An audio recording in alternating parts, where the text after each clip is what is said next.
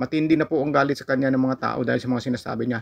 Kaya ang tanong dito, bakit anong nagawa ni Pangulong Rodrigo Duterte o isang matanda na ngayon na marami ng karamdaman at payat na sa kanya at ginagano niya ngayon? Pinapatamaan niya pati mga DDS at may sinabi pa siya sa dulo na nagyabang pa siya sa dulo, di ba?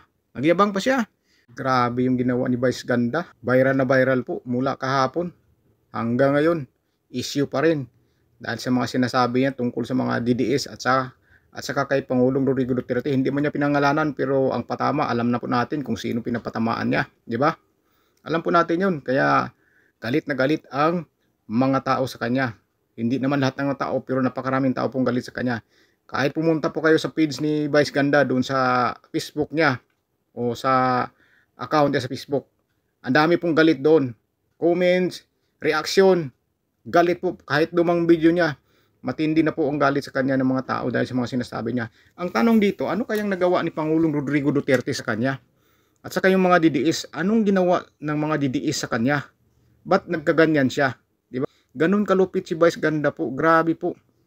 Ang daming humahanga pero grabe na po ang napapahiya nito ni Vice Ganda po. Grabe pong ginagawa niya. Ang tanong dito, ano po ba ang ginawa ni Pangulong Rodrigo Duterte sa kanya at ganun na lang ang mga sinasabing patama niya? Alam nyo ba yung mga nakaraang taon pa, anong taon yun? Interview niya si Pangulong Rodrigo Duterte. Tawang-tawa siya, napalakpakan yung mga audience. Grabe po talaga. Protektado siya ni Pangulong Rodrigo Duterte. Hangang-hanga si Pangulong Rodrigo Duterte. Grabe si Vice Ganda, para lang talagang nag-viral siya ngayon. Tingnan yung Facebook account niya para malaman yung mga sinasabi kung totoo o hindi. Grabe po, talagang humahanga po si Pangulong Rodrigo Duterte kay Vice Ganda. At tinanong pa nga ni Vice Ganda dito na, "Sir, ano po bang pinapanood yung movie?" O ano, sabi niya, "Ikaw, bakit ako? Dahil natatawa ako sa mga joke mo. Kahit ang anak ko natatawa sa iyo. Sasama sana yung anak ko dito kaso lang wala." Kaya sabi ni Vice Ganda, siya na lang pupunta sa Davao. Kaya ang sabi naman ni Pangulong Rodrigo Duterte, "Sige, pumunta ka at itutur kita dito. Itutur kita doon at ako mismo mag-guide sasama sa kanya." Biruin mo naman yan. Biruin niyo po yan. Grabe. At sinabi mo di Pangulong Rodrigo Duterte, di ba? May kalaban ka? O di ba?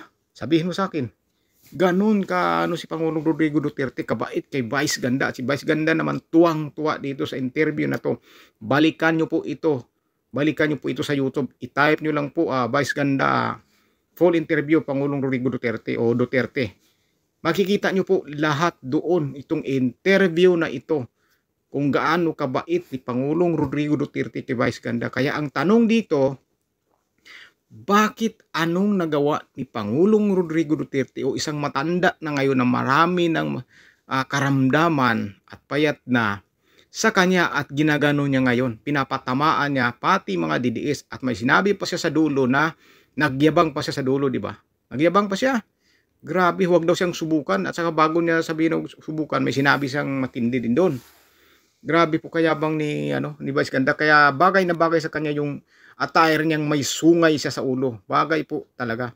Napakarami na pong galit ito. Kahit si Christopher Minute, kaaway nito eh. Bagay sila mag-aaway ni Christopher Minute.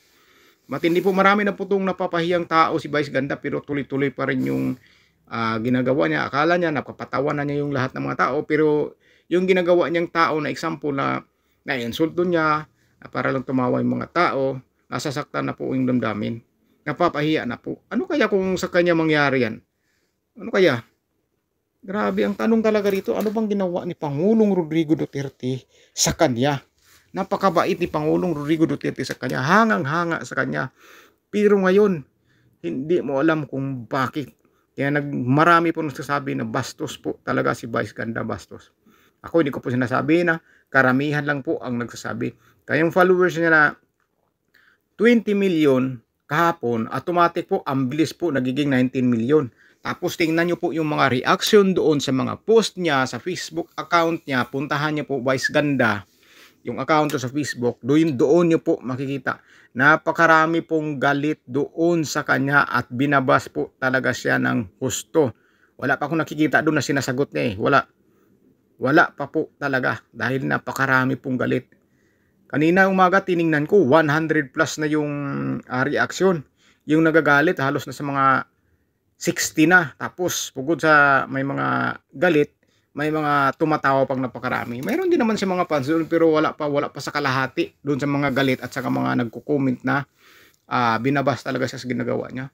Grabe naman to, walang ginagawa sa kanya yung DDS, walang ginagawa sa kanya si Pangulong Rodrigo Duterte, at matandang-matanda na ngayon, nagdurusa sa kulungan, wala namang kasalanan.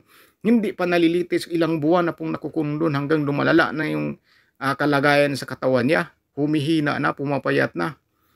Hindi pa nalilitis kinukulong na. Hindi pa na patunayan na may kasalanan siya, pero nakukulong na. Ang pinakamasaklap, sa ibang bansa pa. Pero ngayon yung ginagawa ni Vice Ganda, matindi. Matindi. Yung sakit ng damdamin ng mga supporters ni Pangulong Rodrigo Duterte, lalong-lalo na yung pamilya, yung mga nagmamahal talaga sa mga Duterte. Grabe po. Grabe po ang naramdaman sa sinabi ni Vice Ganda. Viral na viral po ito. Kahit ngayon po, issue pa rin ito. Matinding issue ito. Grabe, sikat ka na. Gusto mo pang magpasikat. Grabe to si Vice Ganda po. Grabe po talaga. Bagay na bagay yung sungay na sa ulo niya. Bagay po talaga. Biruin mo pati yung mga nagsusumba. Ginagawa niyang katatawanan. Panuurin niyo yung mga video kahapon ni Vice Ganda. Yung mga nagsusumba, sigurado, iba natatawa pero iba nagagalit sa kanya. Nababastos po talaga niya. Nababastos niya. Matindi po talaga ang sinabi ni Vice Ganda. Pati nga si Marcolita, parang nadadamay pa, nababanggit pa niya ang pangalan. Akala ni Vice Ganda malakas siya, mayaman siya, sikat siya. Sa totoo lang po, hindi yan siya sisikat, kundi sa mga viewers at saka sa mga fans niya. Hindi yan siya yaman. Dahil walang kukuha sa kayo ng mga endorsement o ano-ano pang mga company dyan kung hindi kasuportado ng mga tao. Parang mga ano lang yan, mga TV station, hindi po yan sila tatagal o sisikat kung walang manunood po sa kanila. Dahil viewers lang po ang dahilan kung bakit yan sila kumikita. Yan po ang totoo. Parang vlogger din po. Na kapag walang viewers, wala pong kikitain. Ang mga TV station, kagaya ng mga show ni Vice Ganda, hindi rin po yan kikita kung walang mga viewers, dahil wala pong magpa-endorse dyan o endorsement o mga produkto magpa-endorse kung wala ka namang viewers o wala namang nanonood sa iyo. Yan ang katotohanan. Yan po ang totoo. Nung sumikat na ng gusto, yumaman na ng gusto dahil sa mga tao, imbis na pangalagaan, inabuso. Ang akala mo ngayon kung sino ng hari sa lahat. Marami naman ng mga bading napakabait. Sobrang bait. Grabe. Bading pero napakabait. Pero ito, sobra na Sobra na, marami na po talagang to siya, yung naiinsulto, nasasaktan. Pero parang sa kanya okay lang. Ang importante, napapatawa niya ang mga tao.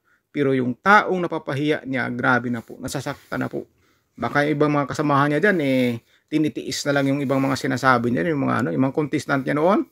Mayroon diyan napapahiya rin talaga. So, ang tanong dito, bakit nagawa niya kay Pangulong Rodrigo Duterte na pasaringan niya at pati yung mga DDS na wala naman pong ginagawa. Si Pangulong Rodrigo Duterte po talaga walang ginawa po sa kanya. Bakit siya ginanon niya yung pinasaringan ng husto ngayon ni Vice Ganda?